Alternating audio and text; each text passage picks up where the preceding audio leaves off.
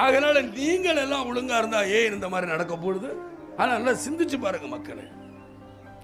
நான் போராடுறதுல நான் இன்னும் எனக்கு 6 படம் இருக்கு. நான் ஜாலியாக 6 படத்தில் நடிச்சு நான் பாட்டு ஹாயா போகலாமே.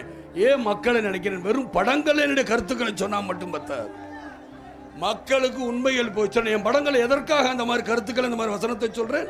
நான் தினந்தோறும் பார்க்கிற அந்த மக்களை, ஏழை மக்களை நான் பார்க்கிறேன்.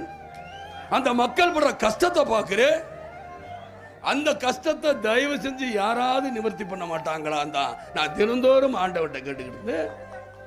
ஆனா யாரும் செய்யலைங்கும் போது நான் யோசிச்சேன், ஒருவேளை நான் உலக பணக்காரனா இருந்திருந்தால் நிச்சயமாக கட்சி ஆரம்பிக்காம ஏழைகளுக்கு தர்மம் பண்ணிக்கிட்டே இருந்திருப்பேன். எனக்கு அதே போதுன்னு இருந்திருப்பேன். ஆனால் இன்னைக்கு கட்சி ஆரம்பிச்சேன். ஏன் கட்சி ஆரம்பிச்சேன்? ஏழை மக்களுக்கு நான் செய்ய முடியும். என்கிட்ட ஒருத்தங்க எல்லாரும் கேட்டாங்க, ஐஏஎஸ் அதிகாரிகளும் ஐபிஎஸ் அதிகாரிகள் போலீஸ் எல்லாம் தனித்தனியாக வந்து பேசுனாங்க.